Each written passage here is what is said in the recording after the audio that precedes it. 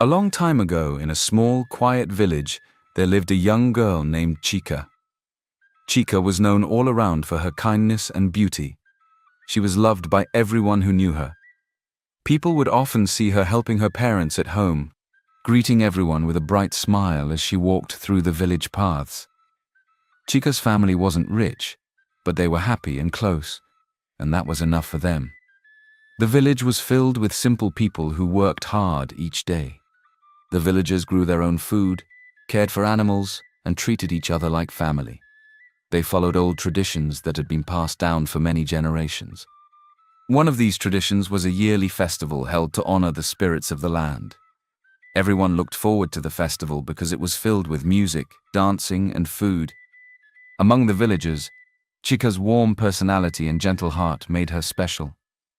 She had a way of making people feel comfortable, and many of the village children looked up to her. The elders often praised her for being so well-behaved and respectful. But while most people admired her, not everyone was happy for her. There were 3 girls in the village who were not fond of Chika. Their names were Ada, Bisi, and Efe. These girls were often seen together, whispering and laughing among themselves. They envied Chika's popularity and the attention she received from others. In their hearts, they felt a quiet jealousy that only grew over time. While Chika was friendly and always tried to include them, they pretended to be her friends, but deep down, they disliked her. These feelings of envy made them determined to do something about it. They began to plan a way to get rid of Chika, to take away her place in the village. To others, they looked like kind friends, but they had a dark secret in their hearts. And for now, Chika had no idea about the danger that awaited her. As the days went by, the 3 girls, Ada, Bisi, and Efe, worked on their plan to harm Chika. They knew Chika's kindness was her weakness. They would use it to make her trust them even more. One bright afternoon, the girls approached Chika while she was gathering firewood near her home.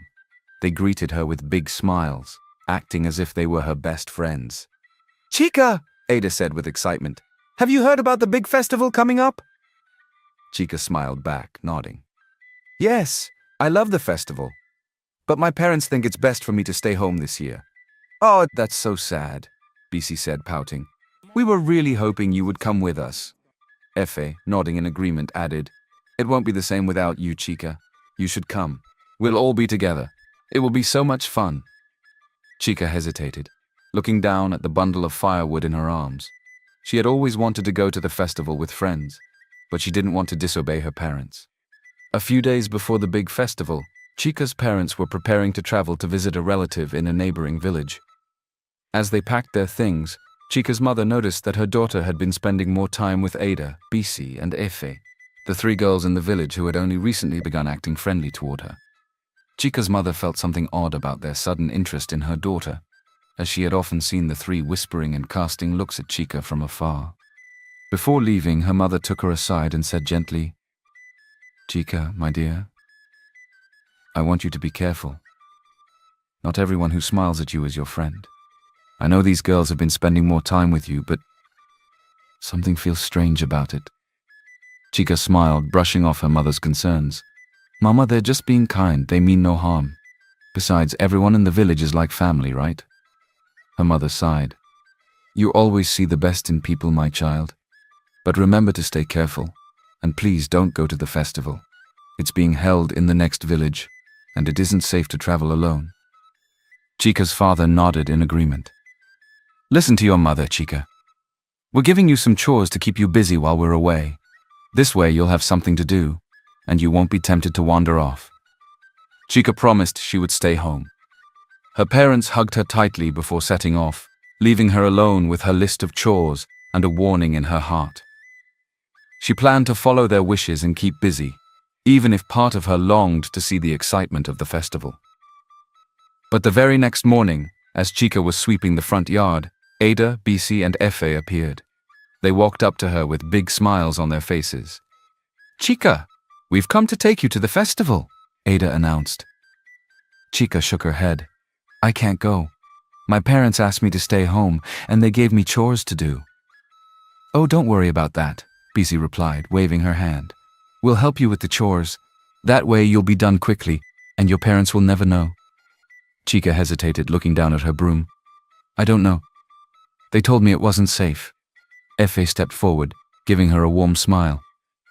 We'll be with you the whole time, Chica.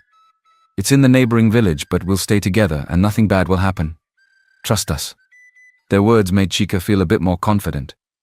She had always wanted to go to the festival with friends, and her heart was touched by their kindness. The thought of spending a day at the festival, filled with music, dancing, and laughter, was hard to resist.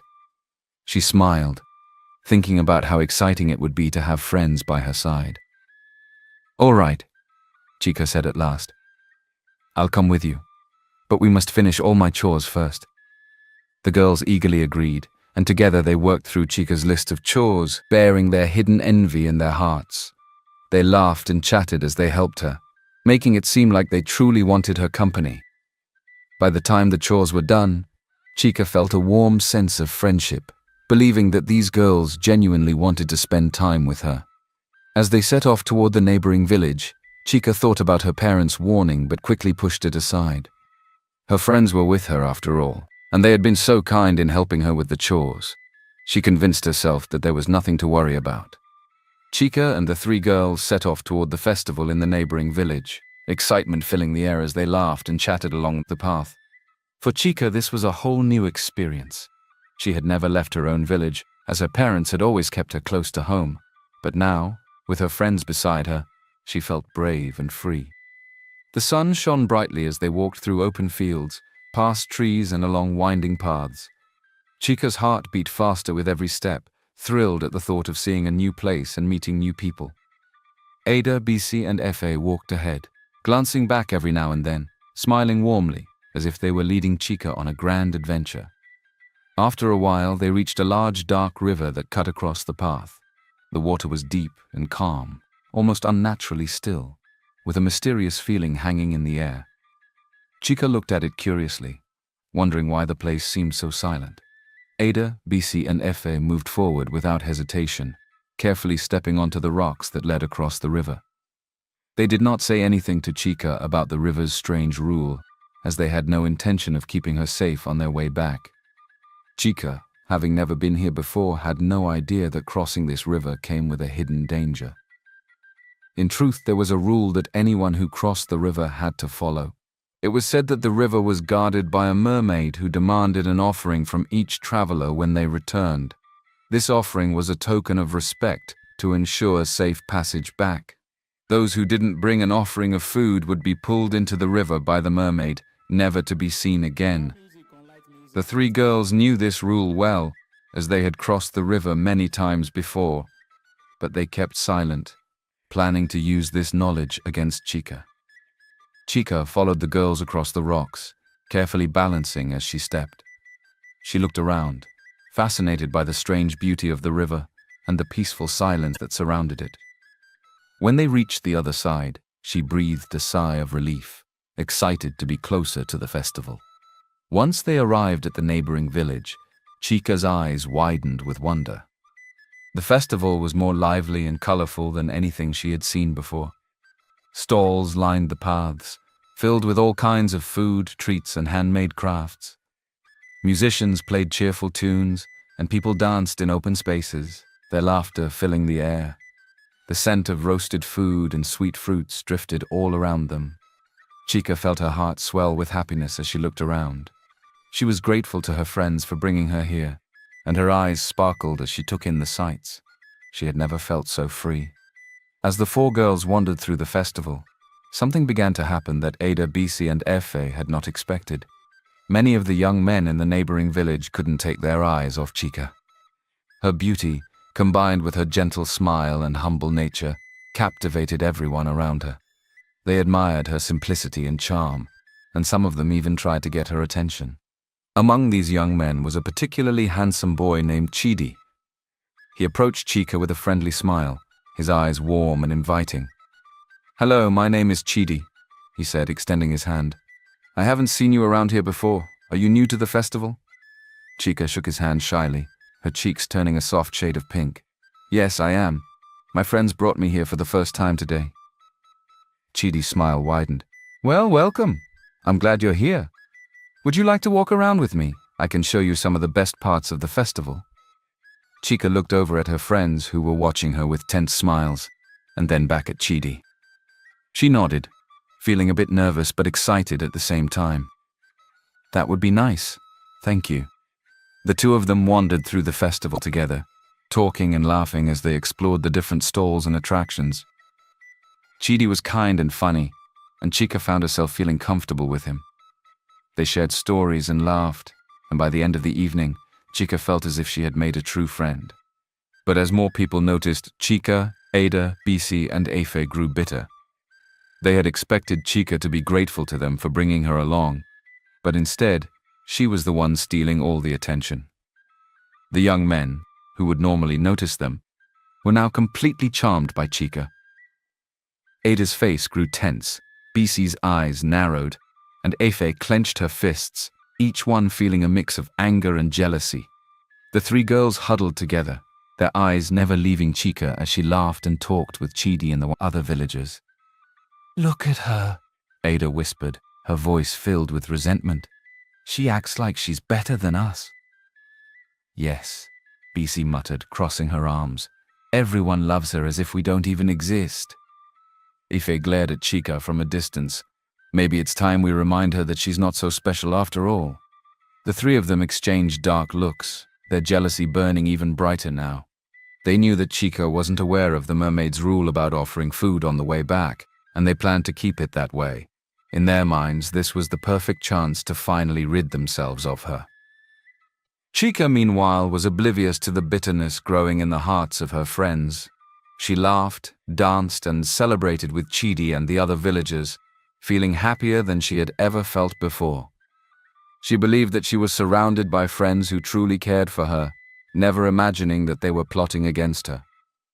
As the day wore on, Ada, BC, and Efe prepared themselves for what they intended to do next. And while Chica's heart was full of joy and trust, danger lay just ahead. Chica was still caught up in the joy of the festival, her eyes bright with excitement as she moved from stall to stall. She couldn't stop smiling, surrounded by laughter, music, and colorful decorations. For a brief moment, she forgot about her parents' warning. This was a day of freedom and happiness, something she had never experienced before. But suddenly, as she turned to look at some dancers, she froze. Standing at the edge of the crowd were her parents, their faces stern and angry.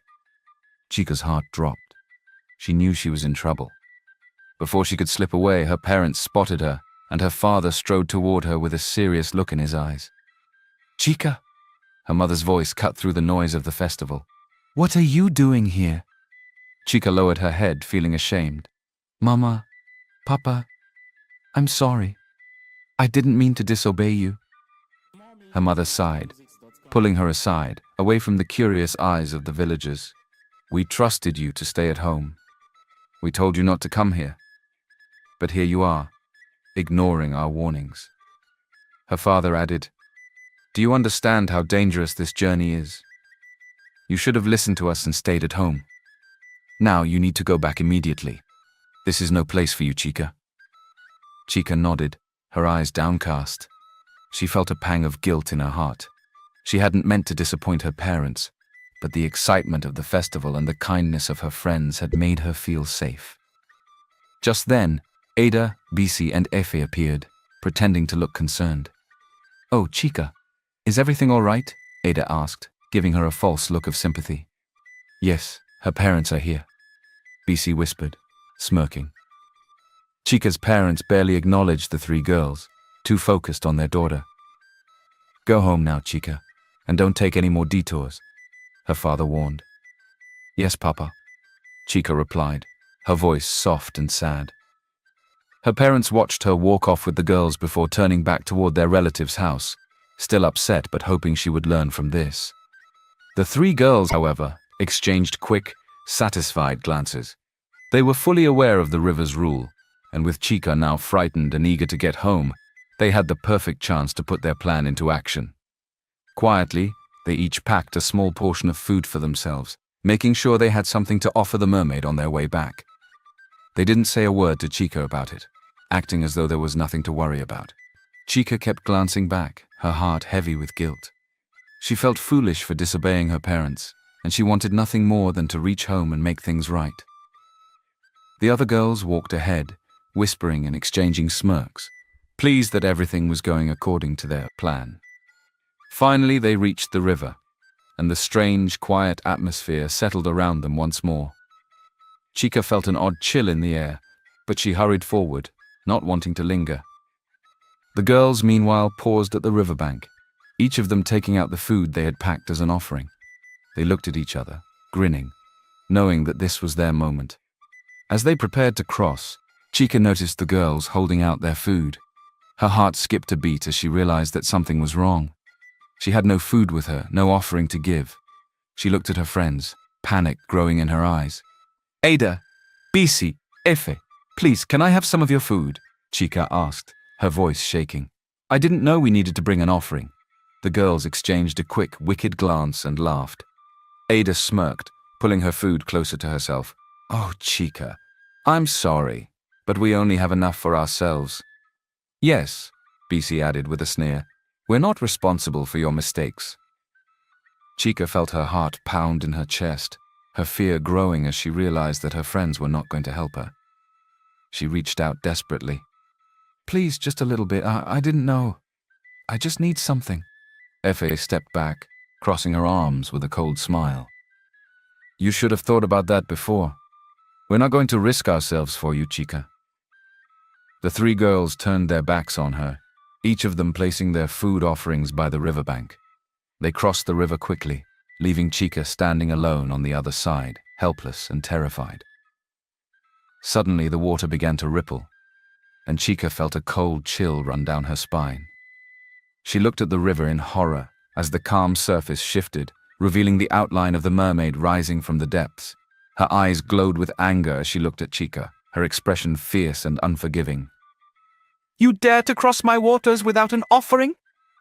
The mermaid hissed, her voice echoing across the river. Chica tried to step back, but her feet felt rooted to the ground. She opened her mouth to speak, but no words came out. All she could do was stare at the mermaid, her heart racing with fear. The mermaid's eyes narrowed. Those who do not respect the rule must face the punishment. Before Chica could react, the mermaid's hand shot out, cold and powerful, gripping her wrist tightly. Chica gasped, trying to pull away, but the mermaid's hold was strong. The icy water began to swirl around her, pulling her down toward the depths. "No, please!" Chica cried, struggling to free herself. "I didn't know. I'm sorry. Please!" But the mermaid's face remained cold and unfeeling. With one swift motion, she dragged Chica into the water. The last thing Chica saw was the dark, endless river closing over her as she was pulled under, her voice lost in the swirling depths. On the opposite riverbank, Ada, Bisi, and Efe watched with satisfaction as Chica disappeared into the water. They felt a sense of twisted triumph, their jealousy finally satisfied. Without a second thought, they turned and hurried back to their village, eager to enjoy their victory. Little did they know, however, that this betrayal would not go unnoticed. Ada, Bisi, and Ife returned to their village with smug smiles on their faces. With Chica gone, they felt certain they would finally gain the attention and admiration they'd always wanted. They imagined that, without Chica around, they would become the center of attention among the young men in the village. They walked confidently, exchanging satisfied glances, pleased with the success of their plan. The very next morning, however, they heard troubling news. Chica's parents had returned home and were anxiously searching for her. Chica's mother, looking worried and pale, went from house to house, asking if anyone had seen her daughter.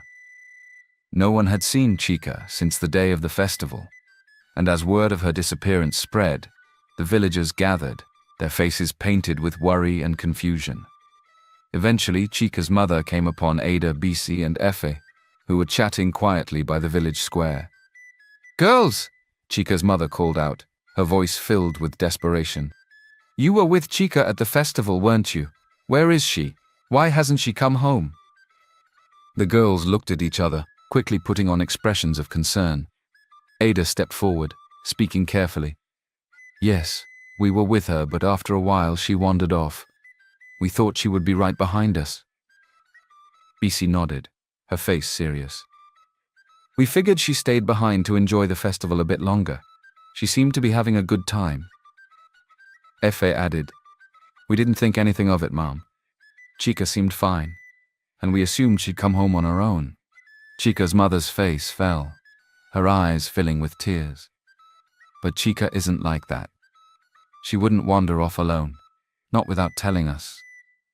The villagers around them began to murmur, each person concerned and saddened by the news of Chica's disappearance. Chica was loved by everyone in the village, and the thought of her being lost or in danger filled their hearts with worry. One of the older women in the crowd spoke up, her voice low and troubled. "Maybe something happened to her by the river. That place has always had strange stories surrounding it." Another villager nodded, his face grim. "It's possible that something mystical has taken her. There are things in this world we cannot explain."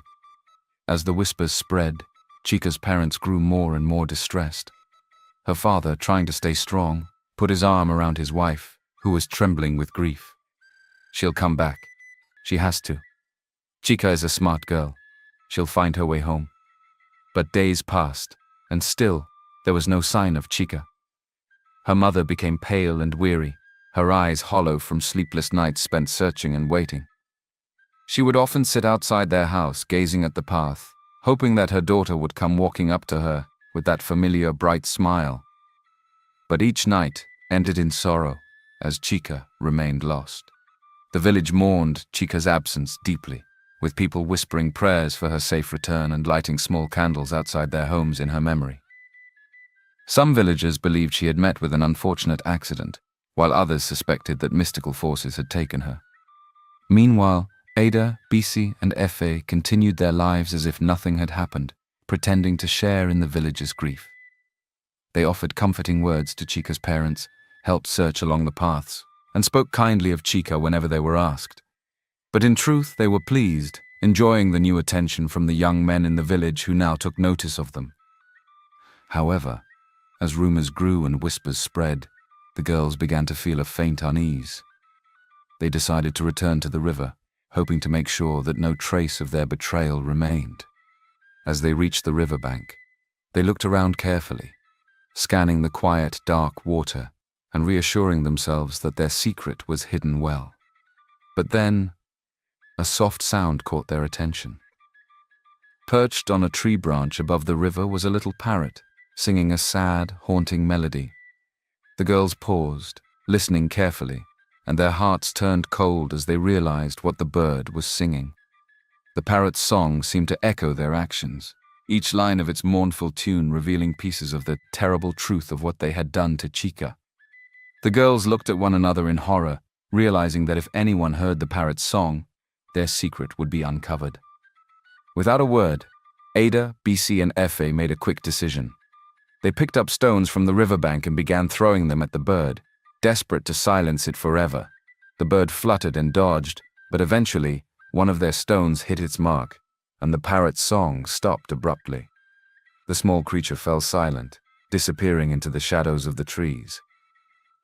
The girls breathed a sigh of relief, certain they had erased the last trace of their secret. Days passed, and Chica's parents continued to search tirelessly, their hope fading but their love for their daughter as strong as ever. Each day they walked the village paths, calling her name and asking everyone they met if they had seen any sign of her.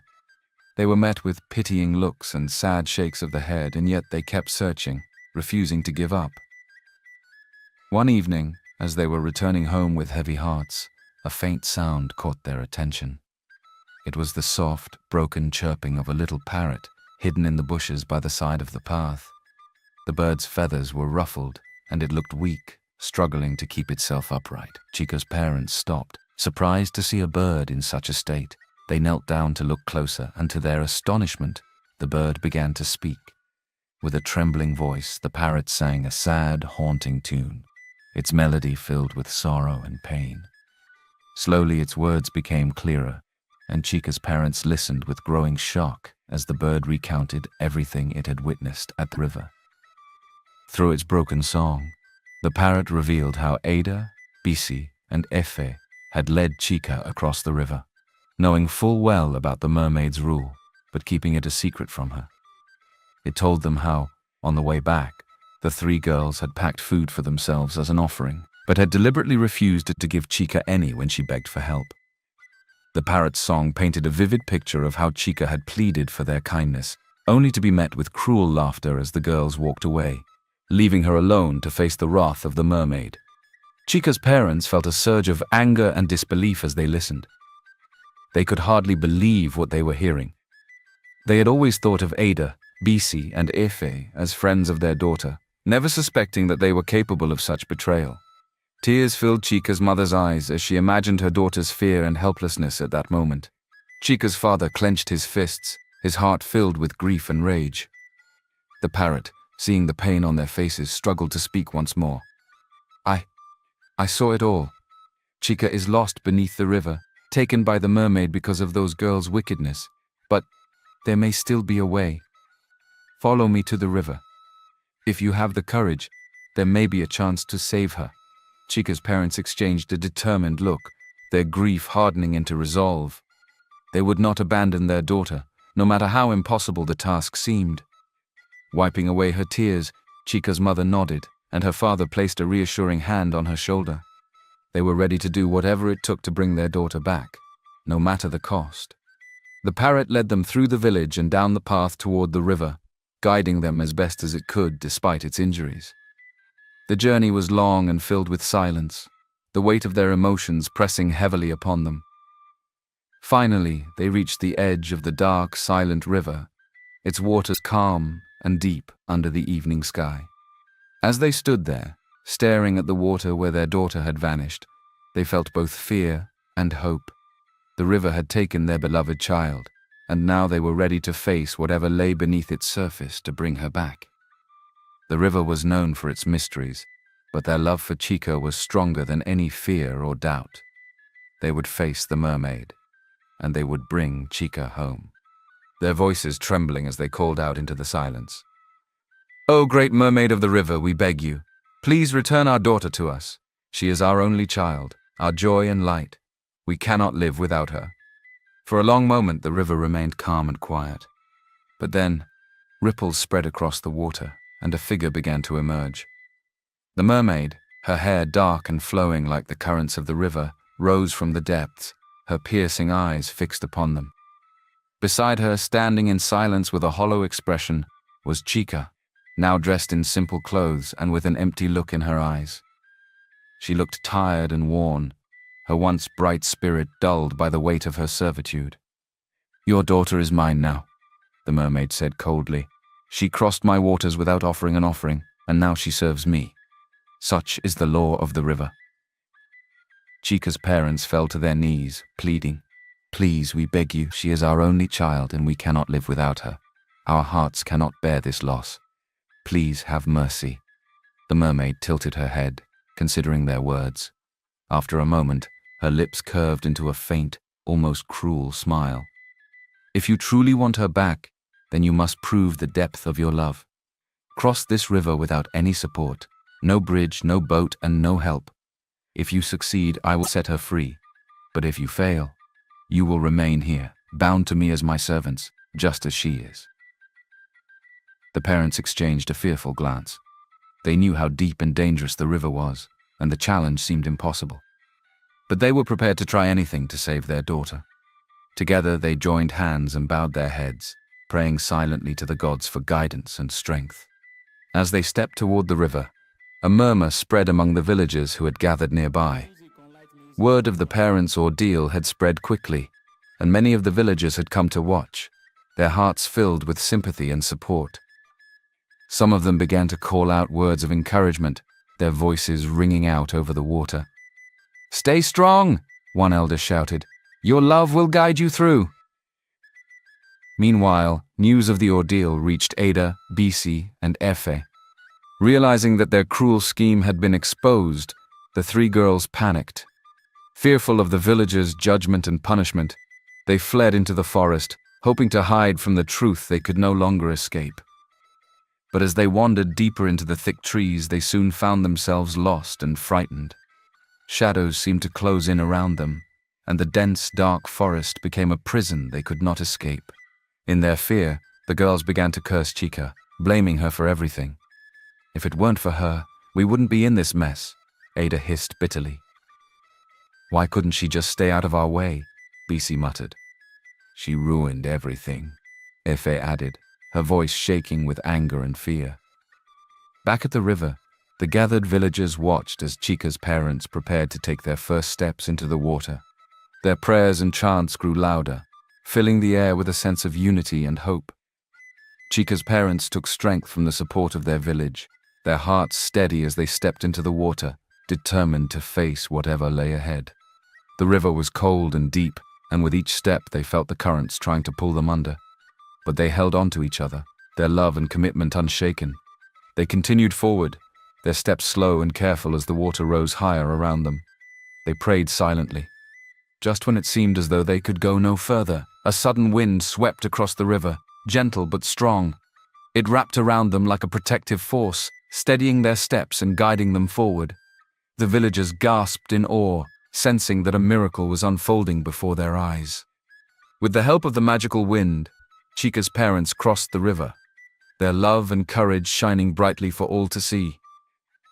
When they reached the other side, the mermaid watched them in silence, her expression softening as she took in the sight of their unwavering devotion. Moved by their courage and the depth of their love, the mermaid's cold gaze melted, and a hint of compassion appeared in her eyes. She nodded slowly, a hint of respect in her voice. "Your love has proven true. I release your daughter." With a wave of her hand, the mermaid freed Chica from her servitude. Chica's eyes filled with tears of relief and joy as she ran into her parents' arms. They held each other tightly, their hearts overflowing with love and gratitude. The villagers cheered, their voices echoing through the air as they celebrated Chica's return. Together, Chica and her parents made their way back to the village, surrounded by the warmth and support of their community. They were finally whole again, and the love that had guided them through their darkest moments would continue to protect and strengthen them in the days to come. The day after Chica's return was filled with joy and relief, but also with a quiet sorrow. The story of her ordeal spread through the village, reaching every corner and every heart. As people heard about how Ada, Bisi, and Efe had tricked Chica, leaving her to suffer at the mercy of the mermaid, they were shocked and saddened. The villagers, who had once thought of the three girls as friends and neighbors, now looked upon them with disbelief and anger. That anyone could be so driven by jealousy was a painful reminder of the dangers that envy could bring. The matter was soon brought before the king, who was both angered and disappointed by the betrayal. He called for Ada, Bisi, and Efe to be brought to his court, where they stood in silence, their heads hung low as they faced the weight of their actions. The entire village gathered to watch, their eyes filled with disappointment and grief for what these young women had done. The king's voice boomed through the hall, filled with a stern authority. He began, "You have betrayed not only Chica, but the trust of this entire village. You allowed jealousy to consume your hearts and plotted against an innocent girl, bringing sorrow upon her family and fear upon our village. Such actions cannot go unpunished." The girls said nothing, their faces pale as they listened to the king's words. They knew there was no excuse for what they had done. As their eyes scanned the crowd, they could see the faces of the villagers they had once laughed and talked with, now looking upon them with a mixture of sadness and anger. The king continued, his voice unwavering. "As punishment for your betrayal, you will be publicly humiliated for all to witness, and you will be banished from this village. You shall never return, and let this be a lesson for all who let envy poison their hearts." The girls were led through the village, their heads bowed in shame as the villagers watched in silence. Some people shook their heads in disappointment, while others looked away, saddened by what had become of them. The girls had lost everything, and they knew they had only themselves to blame. They would carry the weight of their actions as they wandered far from the only home they had ever known.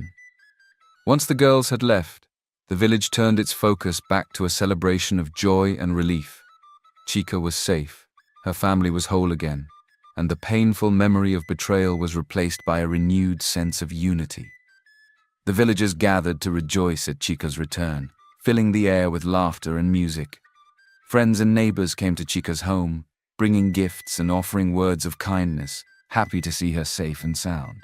There was a warmth in the air, a reminder of the power of love, honesty, and family bonds. Later, Chica, feeling a sense of gratitude, decided to visit the river once more. She wanted to thank the mermaid, whose change of heart had given her a second chance at life.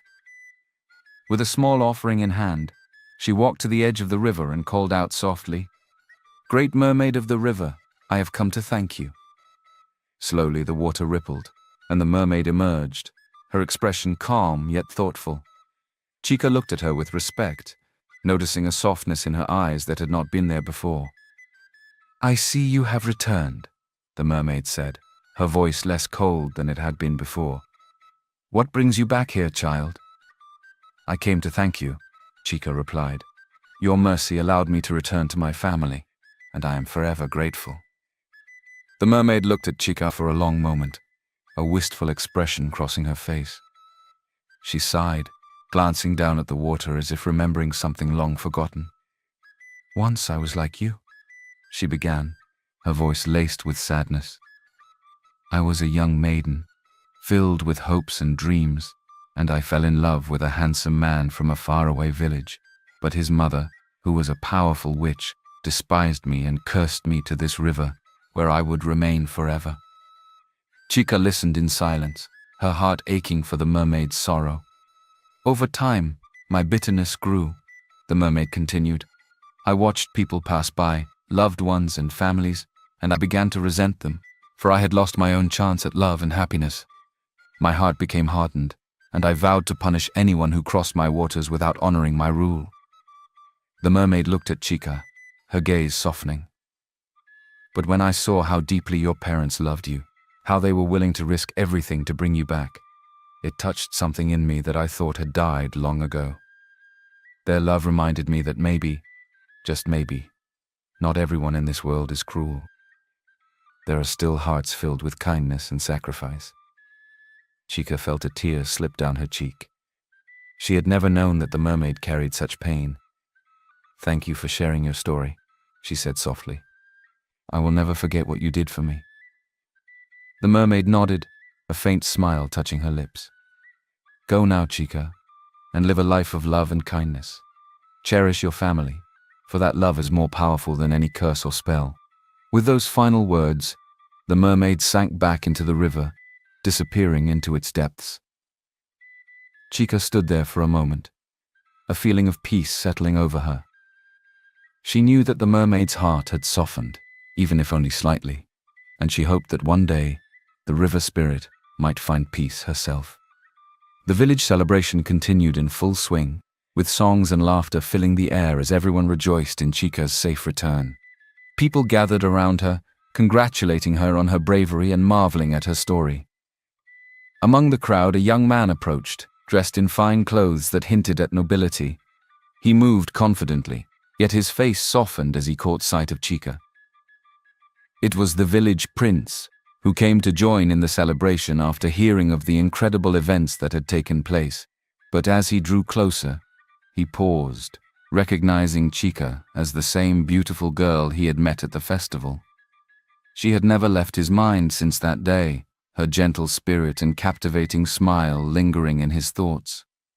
Now, standing before him, she looked even more beautiful, with a grace and strength that seemed to shine from within. "Chica," he said softly, a smile spreading across his face. "It is you." Chica looked up, and her eyes widened in surprise. "Chidi?" she gasped, recognizing him immediately as the kind young man she had met at the festival. The prince nodded, taking her hand in his. "Yes, my real name is Prince Chidi. I came to the festival in disguise, hoping to meet the villagers without them knowing who I was, but you were unforgettable. I've thought of you every day since we met."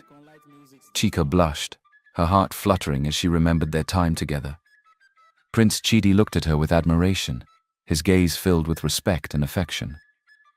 "Your story has touched me deeply," he said.